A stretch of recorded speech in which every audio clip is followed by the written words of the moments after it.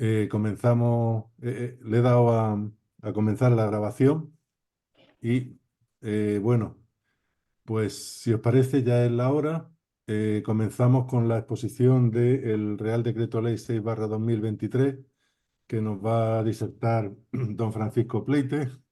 Y Paco, Bueno, encantado de saludarte otra vez. Nos vimos buenas hace tardes. poco. Buenas tardes. Pues Un tiene la placer. palabra, Paco. Sí. Bien, bueno, pues nada, es un placer estar con vosotros a estas horas y saludar a todos los compañeros. Bueno, yo voy a hacer una especie de guión de seguimiento de las novedades que introduce el Real Decreto Ley 6/2023 y luego hacemos un debate que para mí yo creo que será lo más enriquecedor porque yo, pues bueno, tampoco voy a aportar, voy a plantear dudas y cuestiones y luego ya pues entre todos, pues a ver lo que podemos ir sacando y las conclusiones que podemos plantear. Solamente, bueno, decir que el Real Decreto Ley 6/2023 viene a recoger gran parte de las medidas que ya estaban en el proyecto ley de eficiencia procesal y que, bueno, pues que quedó paralizada por la disolución de las Cortes Generales. Hay dos cuestiones que no están previstas que no estaban en el Real Decreto Ley y, bueno, una de ellas es el tema de las costas y la reforma del procedimiento abreviado que al final no se ha hecho y que estaba introducida en el Real Decreto Ley. En primer lugar, lo que podemos proceder a señalar es que este Real Decreto Ley eh, como técnica legislativa, pues es bastante deficiente. Y la utilización del Real Decreto Ley para medidas que tienen como objetivo la agilización de los procedimientos deberían contar con los informes preceptivos. Y sin embargo, pues esta forma de legislar apresurada y la utilización de la técnica del decreto ley, pues no permite que se haga un estudio sereno, reposado de dichas reformas, que haya aportaciones lógicamente, pues luego pues sucede pues algunas cosas como vamos a ver qué pasa. Tenemos que este Real Decreto Ley incluye 32 modificaciones de la ley de la justicia administrativa y se justifica la extraordinaria y urgente necesidad por los fondos europeos Next Generation, ¿no? Pues dentro de estaba esta serie de reformas que se tenían que plantear. Esa es la finalidad, bueno, esa es la justificación del Real Decreto Ley y la finalidad, pues, es sobre todo tratar de agilizar los procedimientos judiciales y la realización de actos procesales por medios telemáticos. Se trata de adaptar la realidad judicial española al siglo XXI, utilizando este marco tecnológico para fortalecer, según se dice, para el Estado social y democrático de derecho. Vamos a ver si estas medidas realmente consiguen lo que se dice que tienen por finalidad conseguir. Bien, la reforma, como hemos dicho, tiene un doble objetivo: agilizar y profundizar en el uso de los medios electrónicos. Y establece, bueno, la obligación, viene a potenciar el relacionarse con la Administración de Justicia a través de medios telemáticos o electrónicos. Bien, vamos a ver en qué supuestos, vamos a ver ya pasar rápidamente en concreto a las reformas. Las reformas, en primer lugar, se reforma el apartado tercero del artículo 5 de la Ley de la Jurisdicción en cuanto a la falta de jurisdicción. Es decir, en aquellos supuestos en que el órgano contencioso administrativo estime que no es competente la jurisdicción, la verdad que son muy pocos. A veces se plantea principalmente con la jurisdicción social y algún asunto con la jurisdicción civil. En el tema de la jurisdicción social, pues el tema pues, si es persona laboral, pues se estima a veces la falta de jurisdicción.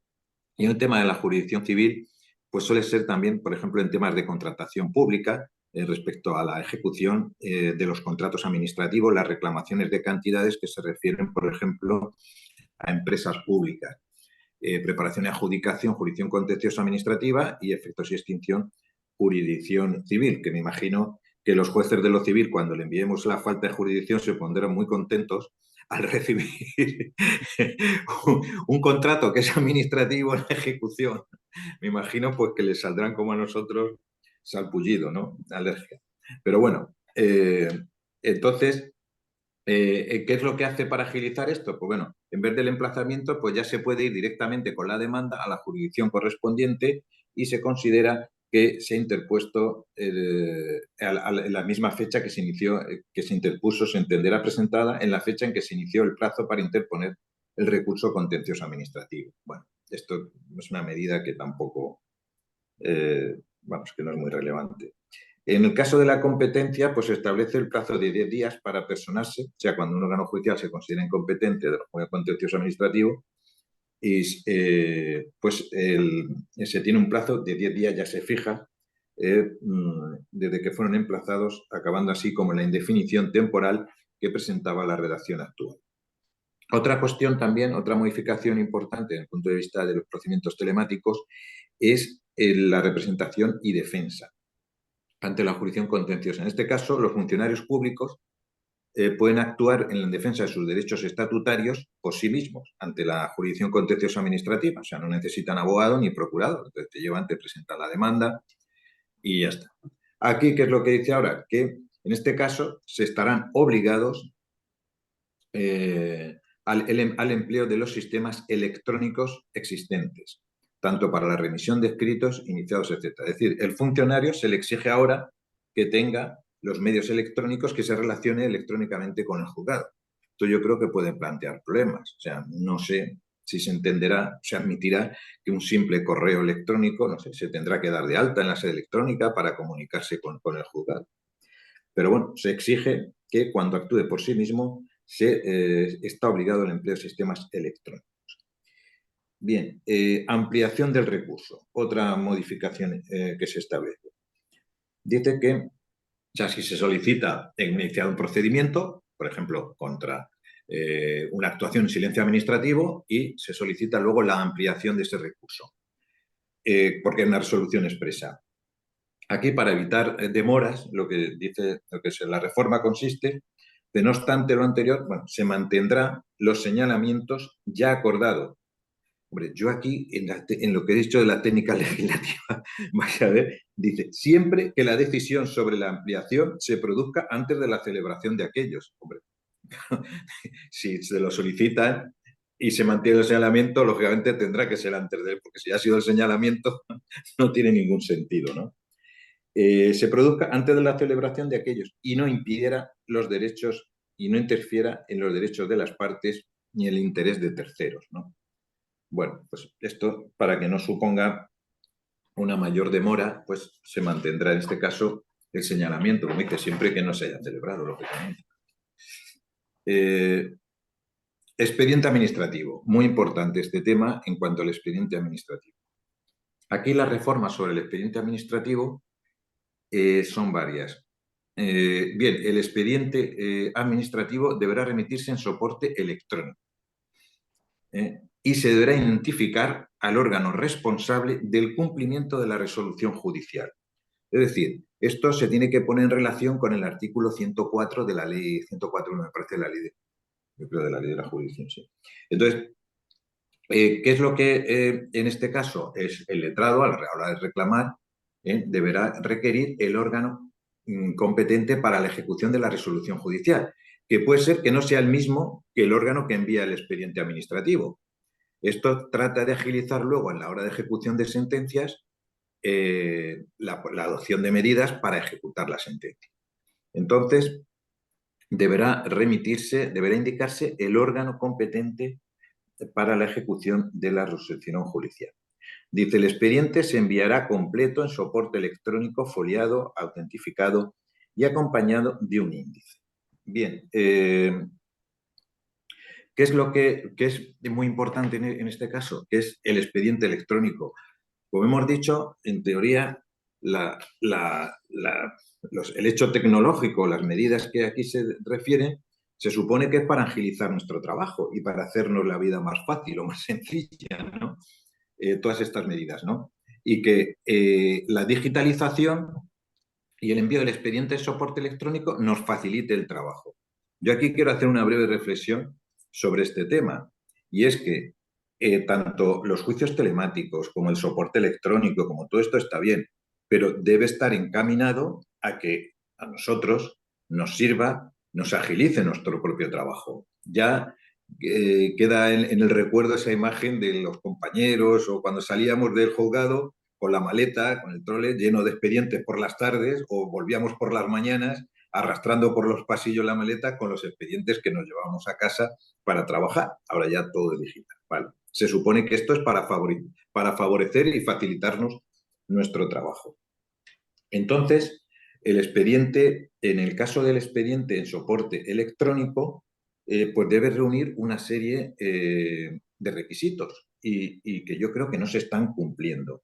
Os quiero hacer referencia, que ya muchos ya conoceréis, una sentencia del Tribunal Supremo de 26 de octubre del 23, en el cual cita otras sentencias sobre qué es lo que debe tener el expediente electrónico y la competencia que tiene el juez, y en este caso, para si estima que no se remite correctamente, dice, es el juez quien tiene la última y definitiva palabra, tanto sobre el contenido e integración del expediente como sobre su ordenación y confección. Es decir, como he dicho, esto no se trata de que hagamos lo mismo que hacíamos antes, nada más que electrónicamente, digitalmente. Es decir, no se trata de escanear un expediente y que tengan el expediente con un índice. Digo en general, la digitalización y el empleo de medios telemáticos debe servir para que nos facilite el trabajo, no para hacer lo mismo que veníamos haciendo y empleando más tiempo para lo que estábamos haciendo antes. Entonces, el expediente electrónico, lo que dice aquí el Tribunal Supremo, es que se debe acompañar con un índice, con las fechas de los documentos, lo suyo es que esté indexado, de tal manera que al pinchar en un apartado o en un documento, accedamos directamente a ese documento.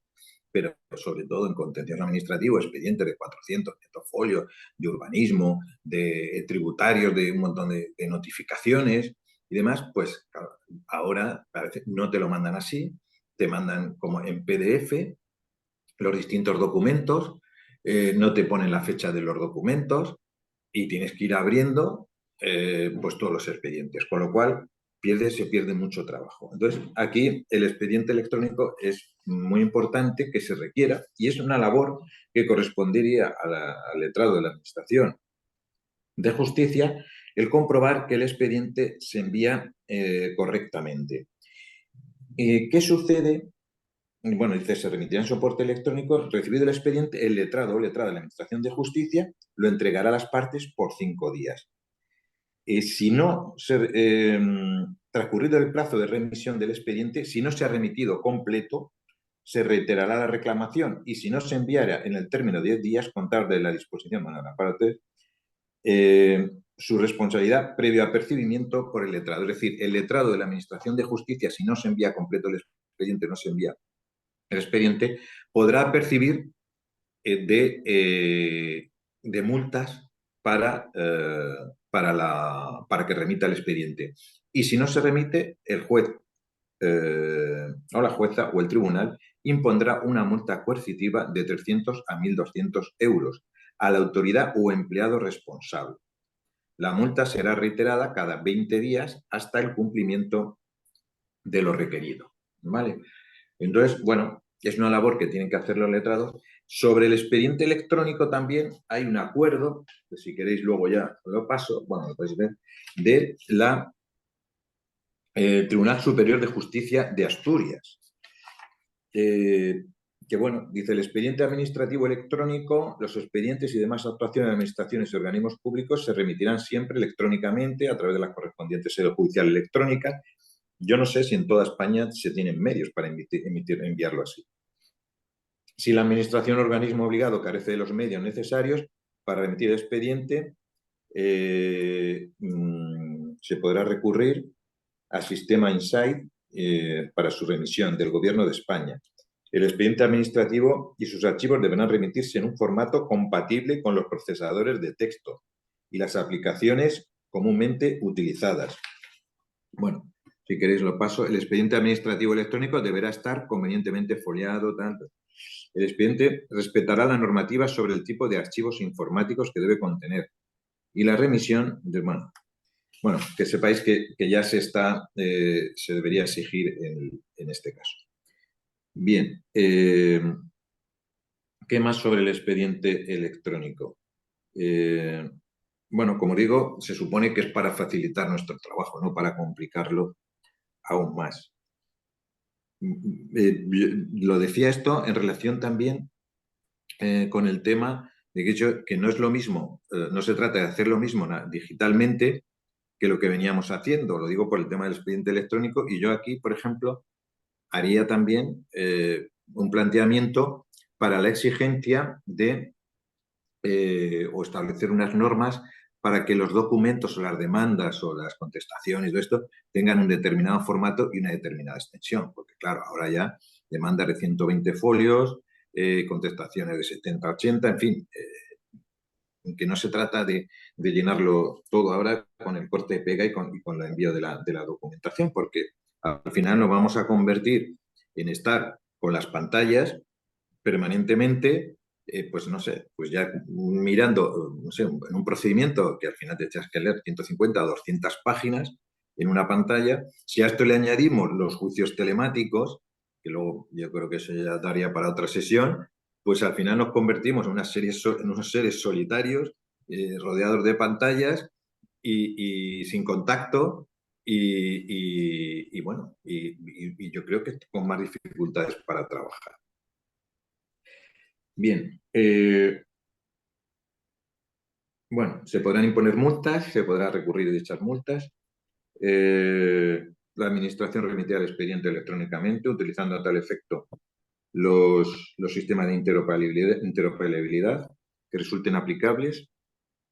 En fin, bueno, se modifican para adaptar todo esto al artículo 116, el 119, el 129, de hecho reunión, el 127, para introducir el término soporte electrónico.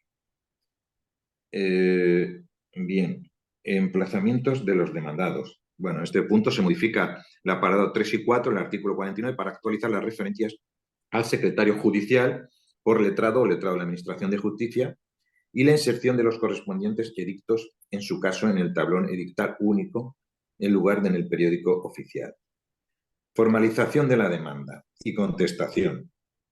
Se modifica el apartado primero del artículo 52, que en este caso, bueno, dice que respecto a la remisión del expediente por vía telemática, electrónico, voy a ver la completación del expediente. Bien.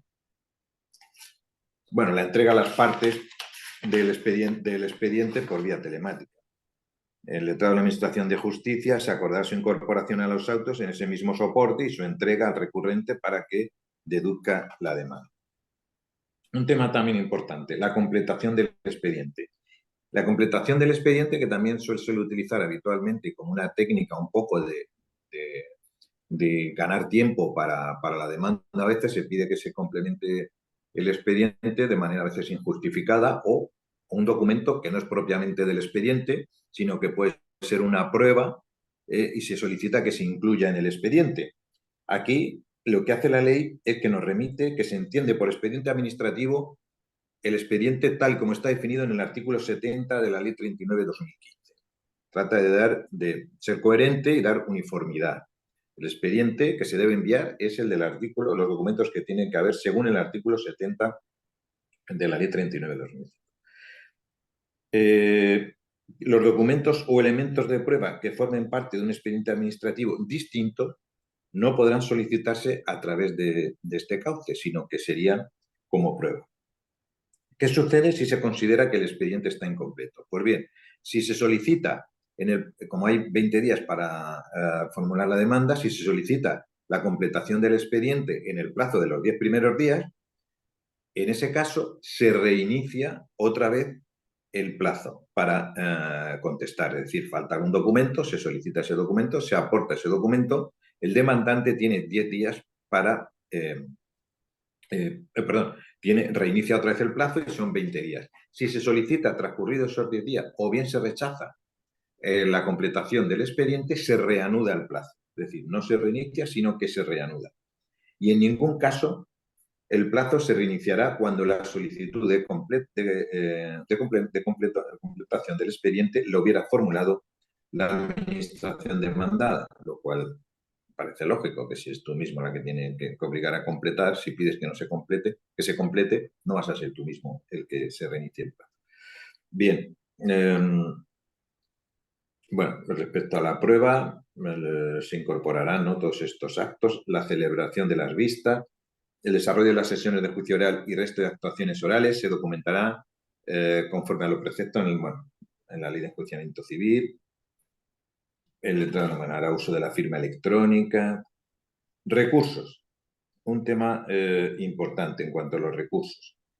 En los recursos contra providencias y autos se adapta la referencia actual al recurso de súplica por el recurso de reposición. Y en el recurso de apelación se modifica el artículo 89 para introducir una nueva letra E. Esta letra dice que serán siempre susceptibles de apelación las sentencias siguientes: las que, con independencia de la cuantía del procedimiento, sean susceptibles de extensión de efectos. ¿Vale? ¿Qué es lo que, bueno, con esta técnica legislativa que hemos dicho, tan deficiente, se mantiene que antes las que eran susceptibles de extensión de efectos eran susceptibles de recurso de casación, pero ahora se incluye que estos serán susceptibles de apelación. ¿Qué pasa con la sentencia de los juzgados? Pues yo entiendo que las sentencias de los juzgados ahora son apelables, las que son siempre que sean susceptibles de extensión de efectos, pero no pueden ser objeto de casación, porque o sea, el legislador lo tenía que haber quitado y lo mantiene. Pero yo entiendo que, bueno, no sé, mi Tribunal Supremo se tendrá que pronunciar sobre esto, pero creo que no serían apelables. Pero, pues, hombre, o sea, no se puede interponer recurso de casación contra esto, ni se podrá elegir uno u otro, lógicamente. Bien, dice, bueno, también podrá ser, bueno, sí, también el apelado en el mismo escrito de oposición a la apelación podrá, a su vez, el escrito podrá impugnar la sentencia apelada en lo que le resulte desfavorable, razonando los puntos en que crea que le es perjudicial la sentencia, que se dará traslado por el letrado de la Administración de Justicia para la oposición también a esa apelación. En cuanto a los recursos de revisión, también, teniendo presente en este caso la sentencia del Tribunal Constitucional 58-2016, 17 de marzo, que declaró inconstitucionalidad del sistema que impedía la interposición de recursos de revisión contra el decreto resolutivo de la reposición de los letrados, pues bueno, pues ya cabe recurso de revisión ante el juez, la jueza del tribunal, contra el decreto resolutivo de la reposición y recursos directos de revisión contra los decretos por los que se ponga fin al procedimiento o impidan su continuación. Bien, eso es para la resolución. También se modifica la rúbrica capítulo cuarto del título quinto, que queda redactado ejecución de sentencias y demás títulos ejecutivos. Se añade esta precisión: demás títulos ejecutivos adoptados en el proceso. Yo entiendo que serían los casos de homologación de acuerdos como títulos ejecutivos. El apartado 1 del artículo 104, en relación con lo del expediente administrativo, se comunica en el plazo de días al órgano previamente identificado como responsable de su cumplimiento. Se entiende que, como ha sido identificado al reenviar el expediente administrativo, pues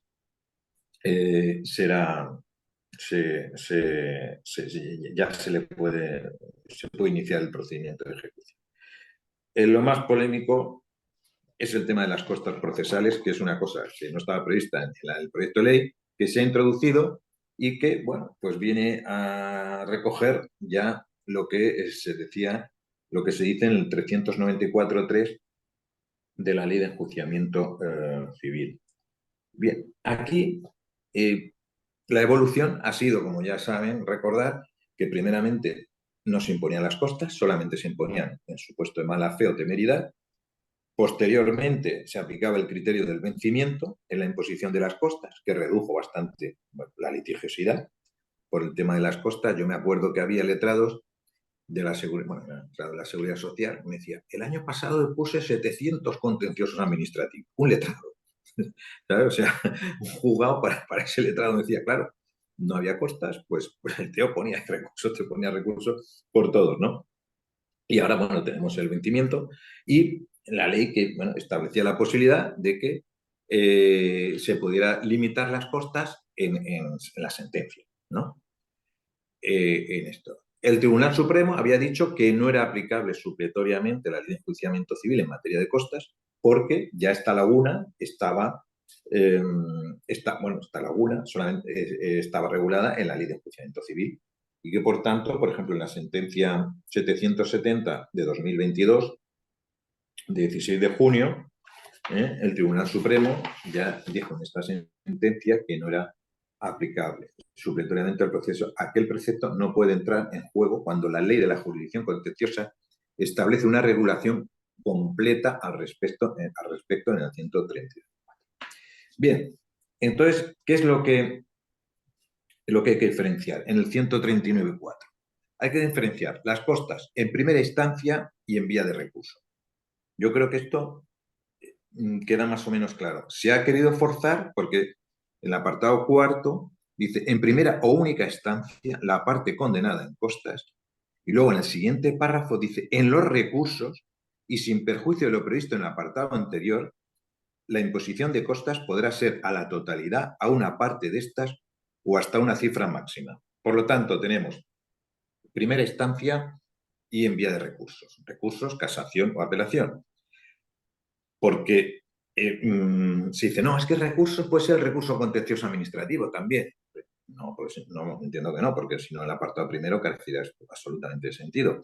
Y cuando dice en los recursos y sin perjuicio de lo previsto en el apartado anterior es el apartado tercero, estamos en el cuarto, y hace referencia al recurso de casación. Luego se está refiriendo a los recursos, este párrafo. Bien, entonces, en primera instancia, pues es igual que el recogido pues, en el 394.3 de la Ley de Enjuiciamiento Civil. Que bueno, que aquí los civilistas pues, nos pueden ayudar en este tema, en su aplicación. Dice, en primera o única, bueno, la parte condenada en costas estará obligada a pagar una cantidad total que no exceda de la tercera parte de la cuantía del proceso, ¿vale? Por cada uno de los favorecidos por esta condena. Punto y coma. Importante. A estos efectos, las pretensiones de cuantía indeterminada se valorarán en 18.000 euros, salvo que, por razón de la complejidad del asunto, el tribunal disponga razonadamente otra cosa. Bien, yo voy a decir aquí las interpretaciones que creo que se pueden dar de ella y mi interpretación que creo que sería más adecuada. Bien, en primer lugar, dice una interpretación, aplicación automática. Es decir, se condena en costas a la tercera parte de la cuantía del proceso, ¿vale? Cuando es cuantía indeterminada, sabemos que son 18.000 euros y sería una tercera parte los 6.000 euros, ¿vale? Aplicación automática. En segunda instancia, los recursos se podrá limitar, ¿vale? Esa es una interpretación. Otra, se condena en costas y luego corresponderá al letrado de la Administración de Justicia tasar las costas con los límites que aquí se establecen de una tercera parte. Bien. Otra interpretación, que es la que se ha dado en algunas salas, decir, bueno, como la ley dice, y yo entiendo que con buen criterio, dice, en costas estará obligada a pagar una cantidad total que no exceda de la tercera parte. Luego, si no excede de la tercera parte, pues se puede limitar. Entonces, podemos limitar en sentencia las costas siempre y cuando no excedan de esa tercera parte. Estos son los acuerdos que se han llegado en el Tribunal Superior de Justicia de Asturias y de Galicia. En concreto, por ejemplo, el de Galicia, dice la sala por unanimidad, considera que la nueva redacción del artículo 139 no excluye la posibilidad de seguir limitando las costas en una cuantía máxima, tanto en primera o única instancia como en segunda instancia, sin perjuicio de que deba respetarse el límite del tercio de la cuantía del proceso, de manera que la cantidad máxima que se fije no puede exceder de la tercera parte de la cuantía del recurso. Yo aquí estoy en parte de acuerdo y en parte no. Bien, ¿por qué? Porque en vía de recurso no establece límite, entiendo. En los recursos y sin perjuicio de lo previsto en el apartado anterior, se refiere a casación, la imposición de las costas podrá ser a la totalidad, a una parte de estas o hasta una cifra máxima. Luego, yo creo que aquí, no sé, no estaría limitada por la tercera parte que se dice en primera instancia. Eso en esto. Y luego, la cuestión es, ¿las costas pueden ser inferiores al tercio? Bueno, según aquí, según el TSJ de Galicia y el TSJ de Asturias, sí se puede limitar siempre y cuando no exceda de la tercera parte de las costas, de la cuantía del proceso. Bien, esto, como digo, es criterio automático o limitación, pero yo voy a ir más allá. Yo creo, sinceramente, que si las costas, el límite de la tercera parte, o hemos dicho, inferior, porque la ley, si fuera un criterio automático y fuera hasta la tercera parte, yo creo que lo establecería. No es lo mismo regular. O sea, decir que estará obligado a pagar una cantidad total que no exceda de la tercera parte de la cuantía del proceso, que estará obligado a pagar la cantidad de la tercera parte de la cuantía del proceso. Son dos cosas distintas, que no exceda o que está obligado a la tercera parte. Entonces, si lo aplicamos automáticamente, bueno, se puede aplicar la tercera parte también, se puede cumplir, pero yo creo que también, al decir que no exceda, yo creo que te está permitiendo un margen para reducir el importe de las costas siempre que no sea superior al tercio, ¿vale? Bien, vamos a darle otra vuelta más al tema. ¿Qué pasa si las costas, para mí, hay que vincular las costas con el derecho a la tutela judicial efectiva? Debemos partir que la jurisdicción contenciosa administrativa no hay igualdad de armas como la civil. O sea, uno pelea con la administración y la administración que le condene en costa no, es que le da igual prácticamente, en muchos casos. Pero el Tribunal Constitucional ya ha dicho y ha vinculado en la sentencia 1022 de 7 de febrero, en el recurso de amparo 393 entre 1931 y 2018, el derecho a la tutela judicial con el tema de las costas. Y a mí me parece que aquí es importante dos cosas. Una, que puede hacer prohibitivo interponer determinados recursos o antieconómico interponer determinados recursos si se aplica automáticamente el criterio del 139.4. Si en primera instancia, imaginaros una multa de tráfico de 200 euros o 100 euros, ¿qué le ponemos en las costas? 33 euros. Una responsabilidad patrimonial de 600 euros. Por el coche se ha caído una rama, tal, 600 euros. Costas, 200 euros. Sin embargo, una responsabilidad patrimonial que reclamamos 30.000 euros, nos pueden poner, podemos llegar a las costas hasta los 10.000 euros. Puede hacerlo prohibitivo. Y bueno, pues entonces yo creo que este régimen en esta jurisdicción, en este aspecto, puede afectar al derecho a la tutela judicial efectiva, porque la aplicación de ese criterio automático. Estamos hablando que estos acuerdos de las salas se refieren a la cuantía inferior, es decir, que se podrá reducir, pero ¿se puede aumentar las costas que sea superior al tercio? ¿Podemos nosotros acordar que las costas sean superior al tercio con lo que dice la ley? Pues yo entiendo, no sé, quizás sea muy aventurado, pues yo creo que sí. Porque yo me he ido a ver qué se hace en la jurisdicción, vamos, he estado viendo en la jurisdicción civil Y también el Tribunal de Justicia de la Unión Europea se ha pronunciado sobre este tema de las costas y, por ejemplo, hay un caso, hay un auto del Tribunal Supremo, en la Sala Primera, de 15 de septiembre de 2020, sobre la improcedencia de la aplicación automática del límite del tercio de la cuantía del proceso, del 349.3. Estamos hablando de derecho civil. Era un pleito que era sobre renta antigua. Claro, la renta antigua eran 744 euros. Si ponemos las costas, serían 200 y pico euros, lo que es el pleito. Y la letrada lo tasó en 2.000 euros. ¿Qué es lo que hizo el Supremo? Hombre, pues que esa cuantía es ridícula y que no se corresponde con la complejidad.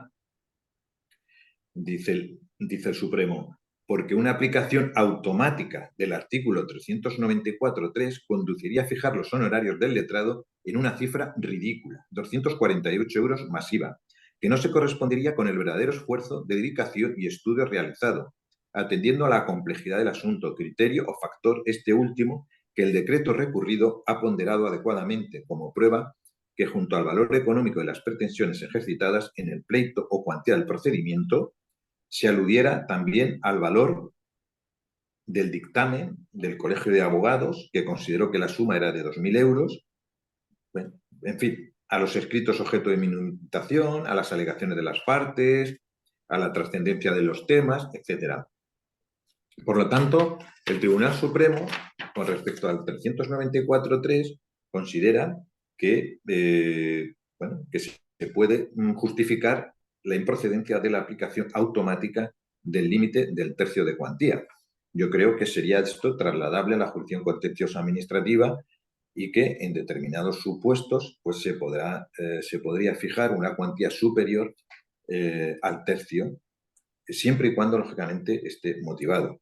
El Tribunal de Justicia también, por ejemplo, en tema de medio ambiente, dice que, por lo demás, el juez puede tener en cuenta la situación de las partes de que se trate. Bueno, procede recordar que la exigencia de que los costes de un proceso no sean prohibitivos se refiere a la totalidad de los costes ocasionados por la participación en el procedimiento judicial y que, por consiguiente, el carácter prohibitivo debe apreciarse globalmente teniendo en cuenta todos los gastos. Es decir, de nada nos vale que tengamos el derecho a la tutela judicial efectiva, que haya acción pública en materia de medio ambiente, de patrimonio histórico-artístico, si luego vas a recurrir o vas a impugnar una licencia y resulta que las costas, vamos, son prohibitivas en este caso, ¿eh?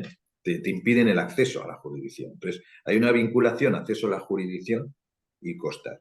Entonces, yo creo que con este auto que les he comentado, con la sentencia del Tribunal de Justicia, yo creo que el tercio se podría ser superior, pero vamos, no deja de ser una opinión personal. Por eso antes he dicho lo del punto y coma del párrafo, porque cuando señala que será o no será superior al tercio, dice, a estos son los efectos, las pretensiones de cuantía indeterminada se valorarán en 18.000 euros, salvo que por razón de la complejidad del asunto, el tribunal disponga razonadamente otra cosa. Yo puedo interpretar que la ley con salvo que por razón de la complejidad del asunto, el tribunal disponga razonadamente otra cosa. Puede ser que se entienda a los 18.000 euros y que sea superior, pero puede ser que también se entienda a los 18.000 euros y al tercio, que debido a la complejidad entienda que que disponga razonadamente otra cosa. O sea, yo creo que en las costas ahora, en primera instancia, habría que, si se aplica el tercio directamente, no hay que decir nada. Si se excede, lógicamente se tiene que motivar el tema de la complejidad y se podrá limitar en cuantía inferior, yo pienso que siempre, tal como está redactado, en cuantía inferior, pues también con una breve motivación. Entonces, bueno, pues no sé, ahora esperaremos a lo que diga el Tribunal Supremo, que cuando resuelva en primera instancia, pues, pues tendrá que decidir si lo aplica, cómo se aplica este precepto. Mientras tanto, pues bueno, saber que hay esos acuerdos por parte de los Tribunales Superiores de Justicia, yo creo que los dos vienen a decir que sí se puede limitar siempre y cuando no se ceda del tercio. Yo pienso que que sería siempre que no se ceda del tercio en primera instancia, pero en segunda instancia, o sea, en vía de recurso, bueno, pues, también, vamos, no sé, yo creo que tal como está redactado puede ser superior, porque no establece ninguna limitación. Y ya para terminar, dos cuestiones. Una de entrada en vigor, que también ha dado mucha polémica, que es el tema de cuándo empieza a aplicarse la ley, porque habla de incoación. Entonces está dando lugar a problemas si se tiene la fecha, por ejemplo, si es el 20 de marzo, si se registra en el juzgado el 18, perdón, en el registro se presenta el 18 y se incoa el día 21, ¿qué aplicamos? ¿La anterior ley o se considera que la incoación es la fecha de inicio en el juzgado? Yo entiendo que sería la fecha del juzgado, bueno, la incoación del expediente, no cuando se presenta. Pero bueno, esto aquí cada uno. Y luego, ya para terminar, que también está puesto también lo que dio tanto polémica a las cuestiones prejudiciales que se incluye. Aunque se trata de una reforma de la ley de enjuiciamiento civil, pues hay que hacer mención por su incidencia en la jurisdicción contenciosa administrativa. La introducción del artículo 43 bis, que regula la cuestión prejudicial europea con el trámite a seguir cuando un tribunal estime que para poder emitir su fallo en cualquier fase del procedimiento resulta necesaria una decisión sobre la interpretación de la validez del derecho. Es decir, si hay una cuestión prejudicial planteada sobre un tema que estamos conociendo y consideramos que para el fallo esa cuestión es decisiva, pues podemos acordar la suspensión. Dice, cuando un tribunal estime, bueno, aquí una primera duda, dice, en cualquier fase del procedimiento, hombre, muy, muy listo.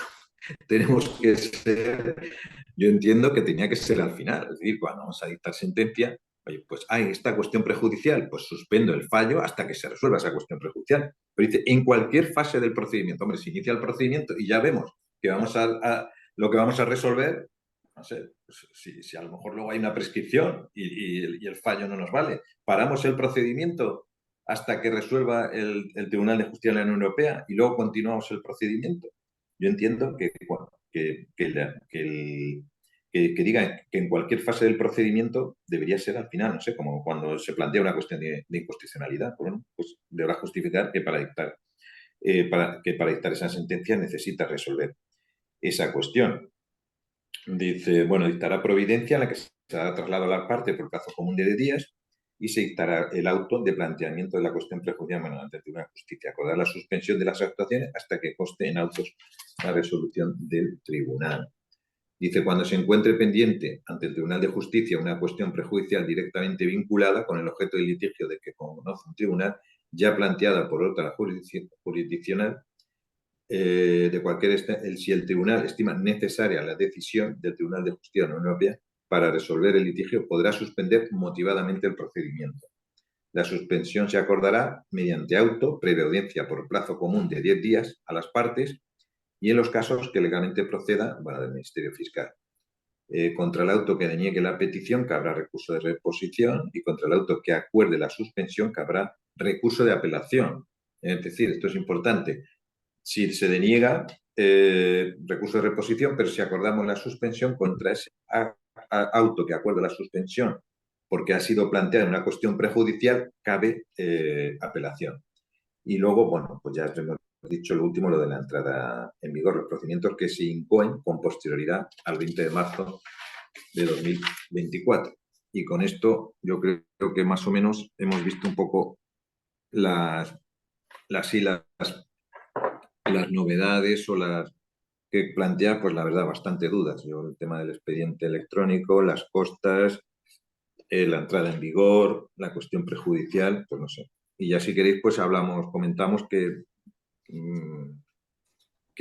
bueno, pues vuestra opinión sobre los temas, bueno, también, porque yo solamente hago una especie de guía, he hecho una guía sobre lo que creo que serían cuestiones polémicas o que vosotros veáis también que hay otras cuestiones más polémicas que a mí se me han pasado, que eso. De acuerdo, pues muchísimas gracias, Paco. Es verdad que planteas temas muy interesantes como lo del expediente electrónico. En materia de costas, creo que tu vídeo va a ser bastante demandado por los letrados porque plantea unas cuestiones muy interesantes. Y luego, con respecto a la entrada en vigor, efectivamente, también también se están dando problemas de interpretación en en los distintos tribunales. Bueno, planteadas las cuestiones que deja Paco en el aire, ahora os doy la palabra a los que queráis intervenir y hacerle llegar cualquier cuestión a Paco. ¿Alguno de vosotros quiere intervenir? Mira, Paco, Sí, Enrique, ¿qué tal? ya sabes que este tema lo hemos discutido incluso con Sí, Paco. Mira, yo hay sí, una cosa que me llama la atención. Primero, que tanta preocupación por la agilización procesal y por todas estas historias, y hay un artículo que está clavado ahí en nuestra ley, que es el 128, el tema de la caducidad, sí, que bien podían haber aprovechado la ocasión para quitarnos de encima esa losa, que vamos, que funcionamos como agenda de los letrados. Es decir, sí, que ellos están esperando tranquilamente y dicen, bueno, ya me comunicará el juzgado la caducidad y además si se me ha pasado y se les ha olvidado el juzgado, pues tengo 4 meses. Esto era una oportunidad de oro, además, porque si estás buscando la actividad procesal, digan, mire, que rige un automatismo como rige también en vía de recursos. Es decir, por qué hay que esperar y luego un día? Eso me parece mal. Y luego el tema de las costas, bueno, yo estoy de acuerdo contigo que la primera lectura que se hizo fue una lectura terrible. Es decir, eso, vamos al tercio, y claro, te podían salir auténticos disparates, porque tú hablabas antes de una responsabilidad patrimonial sanitaria, pero claro, una responsabilidad sanitaria se nos puede ir por lo menos aquí en Galicia, se nos puede ir tranquilamente al 1.000.000 de euros con algunos letrados que tenemos. Y esto tiene una doble dimensión para la administración, pero también para el ciudadano. Vamos a ver, que si la cuantía de las costas en las que puede ser condenado el ciudadano es muy alta, pues juega una desincentivación para recurrir, no solo en las cuantías pequeñas, sino también en cuantías superiores. Hay una cosa que a mí me preocupa. Es verdad que ese es un elemento que hay que tener en cuenta, pero hay otro elemento que hay que tener en cuenta y que yo no sé si pasa en otros ámbitos, pero aquí en Galicia es bastante, hay varios casos sistemáticos, que son los letrados que viven de las costas. Vamos a ver, nosotros tenemos un límite de costas que son 400. Nosotros tenemos unas costas fijas, que eso es lo que hace duro el tema. O teníamos hasta ahora unas costas fijas de 400 euros en abreviados y 700 en ordinario. Y claro, hay asuntos masa en los que la administración no cambia de criterio, la cuantía es mucho menor. Por ejemplo, las multas de tráfico aquí en Coruña. Multas de tráfico de 100 euros. Y hay despachos que se han especializado en recurrir esas multas de tráfico. Sospechamos incluso que algún letrado se dedica cada mañana a provocar la misma multa de tráfico para luego que la condena en costa 400 euros permita vivir al despacho. Porque plantean pues, del orden de 30 o 40 recursos al mes, que son todos estimados por los 4 juzgados. Claro, multiplica la cantidad y aunque hubiera abonado la multa, que además se le reintegra, se puede convertir en una máquina de recursos y en una fuente de ingresos primera o si no exclusiva del despacho. O sea que el legislador tendría que haberlo hecho mejor, porque desde luego el 139 es un disparate, el artículo tal como ha quedado es un disparate. Pero también tendría que haber dotado de mayor flexibilidad al órgano jurisdiccional, es decir, de tener una capacidad de adaptar las costas a lo que son las costas, la retribución real del esfuerzo y no ni una vía para desincentivar la litigiosidad, que no debe ser lo que se pretende a medio de las costas, ni tampoco una vía para mantener un despacho abierto, a base de cobrar unas costas por 400 euros cuando las multas son de 100 euros. Y además muchas veces, bueno, aquí sospechamos incluso que hay una pequeña red al servicio de algunos despachos, porque siempre se repiten los mismos nombres de los recurrentes y son 2 o 3 despachos los que lo hacen. Bueno, puede parecer un poco, está poniendo cara me parece sorprendente. No, pero ya sabes que la picaresca es infinita. Este es el sí, país sí, del Lazarillo, de Tormes, y a veces el Lazarillo se toga. No siempre, la mayor parte, el 99% de los abogados son abogados letrados y gente, pero hay alguno que es un Lazarillo de Tormes, un pícaro, y entonces lo monta esto. Y mi idea es que tendría que haber dotado de mayor flexibilidad al régimen de las cosas. Es decir, y sobre todo, si no era posible una mayor flexibilidad, lo que sí hubiera sido deseable es una mejor redacción, porque tú has barajado todas las tesis posibles, pero es que todas las tesis, desde las costas al tercio, hasta podemos reducir y mantener el 700-400 como ha aprobado nuestra sala, como criterio para la sala, a pesar de que nos orienta de que debería ser también el criterio para el juzgado, porque eso es lo que he aprobado básicamente. Yo te quería plantear esto, a pesar de que ya lo hemos hablado por teléfono hace Sí, tiempo. es verdad que lo del 128 sería fundamental, pero siempre, a mí según me comentaron, la reticencia es de la abogacía del Estado, que No, no no, quieren, no, no, que, claro. que, que tienen ese privilegio y dicen, no, no, nosotros ya que cuando nos avise el juzgado tengo que contestar la demanda y ya la contestaré, ¿sabes? Entonces, eso verdaderamente no quieren, es una cosa que no quieren, que no quieren hacer, vamos, que no quieren, que se oponen a ello. Y lo de las costas, lo que comentas, lo del tráfico, es que es verdad, vamos, de verdad, yo aquí en Madrid, vamos, en Madrid había muchos pleitos de costas, que por cierto, por las mañanas cuando iba al juzgado, iba escuchando la radio y oía no sé qué tal empresa que decía, uy, qué bien, me han retirado el carnet de conducir, pero me pagan. Y encima me han puesto 3 multas y no he pagado ninguna, no sé qué tal. Aquí incitando a la publicidad de esta que digo, pues yo iba escuchando y digo, bueno, ahora cuando llegue tengo ahí un montón de multas de tráfico. ¿Y cómo será, por ejemplo, que en Madrid, el Ayuntamiento de Madrid ha dejado de ir a las vistas de multas de tráfico? ¿Ya? Le sale más rentable tener a los letrados y decir, bueno, pues que me condenen en costas o que me condenen en las multas. Pues no sé, las multas que pongan, pues no, es que no van a las vistas. Presentan un escrito de oposición y ya está. Y, y, lo, y lo de las costas, pues yo creo que claro, es una cosa que se ha introducido en el Real Decreto Ley sin los informes pertinentes. Es que la manera esta de legislar produce estas cosas. Es como si nosotros resolvemos sin escuchar a la otra parte. Pero mira, pues oye, pues si vas a introducir eso en las costas, pues que te informen las asociaciones, bueno, que te informe el consejo, te informe los colegios de abogados, y luego sobre eso decides y sabes lo que estás haciendo.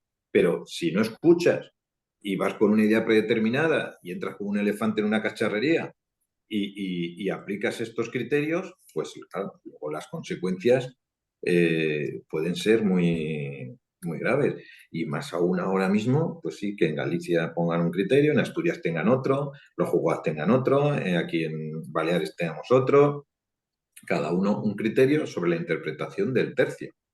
Entonces, yo creo que lo que tú dices me parece de acuerdo, o sea, estoy totalmente de acuerdo, que creo que hay que dar flexibilidad y que hay que ser consciente de lo que es esta jurisdicción y de cómo está el ciudadano ante la administración, y tanto el expediente como para todo. Es que no es igual que dos partes que se enfrentan, ¿no? No, es que aquí muchas veces es una parte que reclama a la otra y la otra ni siquiera se molesta en contestar, ya que no te contesta. A veces hasta ni me molesto en ir al juzgado. O sea, ya. Entonces, no contesto y luego yo te recurro y luego ya, me dices tú por qué me lo has denegado.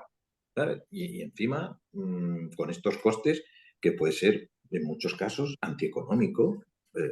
Bueno, vosotros ponéis la multa de si una multa ponéis costa de 400 euros porque la ponéis fijos, pero muchos, pues una multa de 100 euros, pues ponen 100 euros de costas o pues, las bajan, pero, pero sí que yo, vamos, yo estoy de acuerdo contigo en que tampoco se puede caer en el abuso este que comentas de los letrados. Mira, voy a abusar un momento y te voy a plantear otra cosa, porque está en el acuerdo de Galicia y me parece, la sala de Galicia, y yo creo que también el de las Asturias me parece muy interesante, que es algo que estamos empezando nosotros a adoptar también en los juzgados, que es que cuando hay silencio no condenamos en costas. Cuando la administración Pues no de ha silencio, claro. Sí, sí. cuando la administración no ha contestado, la administración no puede pretender luego que el ciudadano que desconoce por qué se le ha denegado el derecho que reclamaba o se vea obligado a pagar las costas aunque la administración tenga razón, porque la administración tenía un vehículo para dar a conocer sus razones, que ha dictado una resolución. Entonces, en ese sentido, yo creo que ahí, eso sí que sería por lo menos un mínimo exigible, es decir, que la administración sepa que si no contesta, no va a obtener las costas, aunque tenga la razón. Esto me parece casi de libro. Sí, sí, sí, sí. Condenar en Sí, costas. Usted no me ha dicho, encima me condena en costas, y usted me dijo por qué no tenía derecho. Eso está en el acuerdo de Galicia y creo que también está en el de Asturias. Y creo que lo mm. hace el juzgado. Sí, sí, yo creo que muchos hacen eso, vamos, hacemos. Que cuando hay silencio administrativo no se imponen las costas. No, Bien, mira, paso una pregunta de Olimpia que mm, comenta que lo que le habría gustado es que quitaran el complemento del expediente administrativo para que sea la facultad que se le ha atribuido al letrado de la Administración de Justicia. Dice, en mi caso, se admite cualquier tipo de complemento, aunque sea de un expediente distinto, no se revisa nada y así me encuentro con complementos innecesarios. Dice, también creo que la revisión del expediente electrónico por el letrado solo es posible en un mundo de fantasía porque nadie se le echa en cuenta el expediente salvo el recurrente y quien se encarga de resolver. Buenas tardes, Olimpia. Y es verdad, quizás sea fantasía lo de que el expediente vaya bien y que se compruebe. Yo creo que, vamos, muy pocas veces se devuelve el expediente así. Tiene que estar muy mal el expediente para que se devuelva. Y luego lo sufrimos nosotros, claro, cuando vas a resolver y te encuentras ese expediente y dices, ¿qué haces? ¿Sabes? Ya pues te pones a mirarlo, lo buscas por donde sea y pierdes un montón de tiempo. Y lo que dices lo del complemento del expediente, pues sí, bueno, sí, porque los letrados, pues a lo mejor pues tiran para adelante y admiten toda la completación del expediente, cosas que no son expedientes. Ahora aquí en la ley lo deja claro, te dice que si es otro expediente diferente, no forma parte de ese expediente y debe ser prueba. Pero bueno, y lo remite al artículo 70 de la Ley 39/2015 para tratar de acotarlo un poco más sobre lo que es el expediente administrativo. Pero bueno, quizás tendríamos o nos tendrían que consultar o verlo nosotros. Bueno, a mí sí me permitía, aunque no soy de Sí, la jurisdicción contenciosa, yo creo que Olimpia tiene bastante razón porque eh, tengo la sensación de que cada vez se le dan más competencia a los letrados de la a Administración de ver, Justicia y como dice Olimpia, luego ellos no son los que tienen que resolver. Entonces, en muchas ocasiones, pues no adoptan las cautelas necesarias a la hora de la tramitación y luego pues se encuentra o bien con aspectos que no son necesarios o bien con aspectos que hubieran sido necesarios y que sin embargo pues no se han incorporado. ¿Mm? sí, estaba pensando lo que dice Pablo, que por ejemplo, pues la ley ahora dice que el letrado apercibirá al órgano para que remita el expediente. Y luego nosotros ponemos la multa. Claro, ¿qué pasa si le está percibiendo de una cosa que no es necesaria? Claro, Dice, no, envíame esto, no me lo envías, multa, ¿ya? Multa. Y luego ya nos lo pasan a nosotros para resolver. Bueno, si esto no tiene que formar parte del expediente, no es necesario que forme parte del expediente y sin embargo le ha estado percibiendo de multa. Puede pasar también, porque ya te lo va a dar hecho. claro. ¿Sabes? Bueno, otro de los Sí, temas, si no hay ninguna intervención, me permito yo sí, que has planteado que en el ámbito civil, en alguna audiencia ya se está resolviendo, es sobre la entrada en vigor del Real sí. Decreto que precisamente al hablar de incoación, sin embargo, se está optando por la fecha de presentación de la demanda, porque eso sí que no es, eso es inamovible. Sí, En tanto que la fecha de incoación podía dar lugar a a cierta triquiñuela de presentar una demanda, lo digo, por ejemplo, a la hora de tramitar los recursos de apelación, y que la incoación se hiciese más tarde, una vez ya entrado en vigor el Real Decreto. Entonces, en algunos tribunales se ha optado por adoptar el criterio de que se va a estar, en cuanto a la tramitación del expediente, si se le va a aplicar o no el Real Decreto Ley, a la fecha de presentación de la demanda en el registro telemático. ¿Mm? en el registro telemático.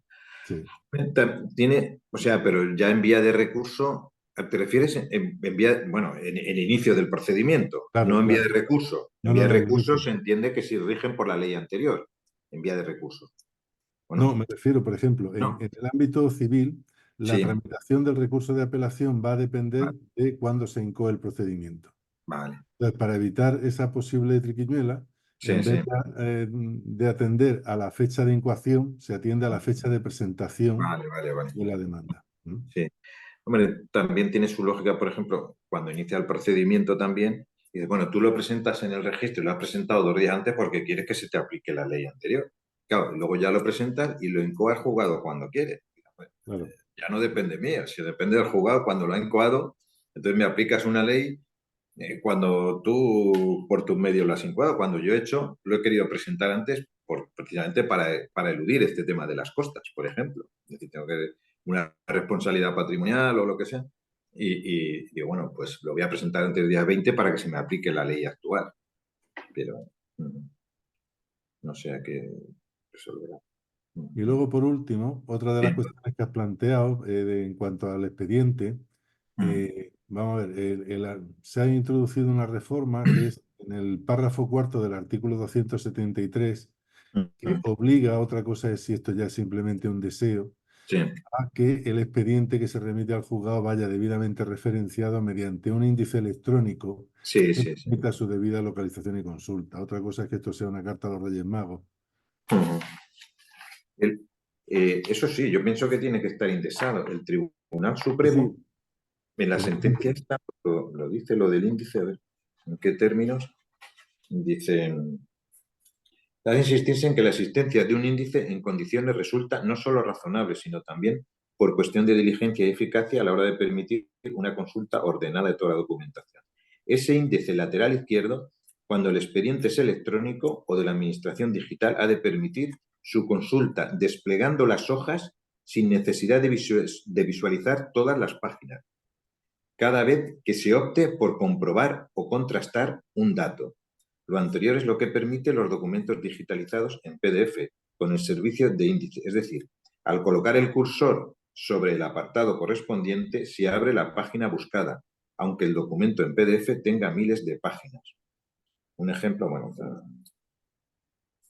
bueno, eso es lo que cierto que aquí, identificando el número, que no la fecha de un documento, es posible acceder a su visualización, más con las dificultades antes expuestas, impidiendo así la búsqueda ágil, que es el objetivo último no solo de la administración digital, sino de la administración de justicia, lo que dice el Supremo. O sea, se tenía que, bueno, un índice desplegable, informe, de tal fecha el informe, que pincharas y que accedieras a ese informe, a esa página, a ese informe. Pero eso yo pero creo que no. es que aquí, conectando con lo que planteaba Olimpia, quizá los letrados de la Administración de Justicia deberían ser un poquito más celosos a la hora de admitir las demandas y requerir a la parte, si efectivamente la demanda que se presenta junto con la documentación no va debidamente indexada, que se le requiriese para que se atuviesen ya lo que establece este párrafo cuarto del artículo 273 y evitar que luego posteriormente, claro, nosotros que somos los que vamos a tener que resolver, te vuelvas loco buscando cualquier tipo de documento que se aporta sin ningún tipo de indexación y en muchos casos sin ni siquiera titulación. Sí, sí, sí. Quizá devolviendo unos cuantos, pues se pondrían las pilas. O sea, Claro, sobre todo vosotros más complicado, pero bueno, aquí en este caso, pues un ayuntamiento, la comunidad autónoma, pues cuando devuelvas unos cuantos diciendo que no reúnen los requisitos y que está indexado, empezarán a darle vueltas y a hacer. Pero mientras que se lo vayamos admitiendo y lleguemos al final y lo permitamos, pues ellos van a seguir enviándolo así. sí, Yo sí. he visto, he visto índices a bolígrafo. Se mandaron el expediente. Iba por ahí una foto de uno, el expediente y el índice estaba hecho al bolígrafo. Uno, acuerdo de inicio, para uno. Una indexación manual. Indexación manual, ¿no? Tenías así, y te ponía la fecha. Digo, esto no lo han pillado bien lo que es. Bueno, pues, ¿alguna otra intervención? Pues, bueno, pues si no tenemos más preguntas, solo me queda felicitar a Paco y agradecerle su colaboración, como siempre, que siempre está dispuesto cuando le pedimos ayuda. Y bueno, pues muchísimas gracias, Paco, y enhorabuena por tus aportaciones. Muchísimas gracias. Bueno, gracias a vosotros y para mí es un placer y encantado de todo lo que pueda ayudar y pueda estar con vosotros. Vamos, muy bien. Pues muchísimas gracias. Se da por Bueno, finalizada la presente webinar. Gracias a todos. venga, adiós. Hasta luego Adiós. a todos.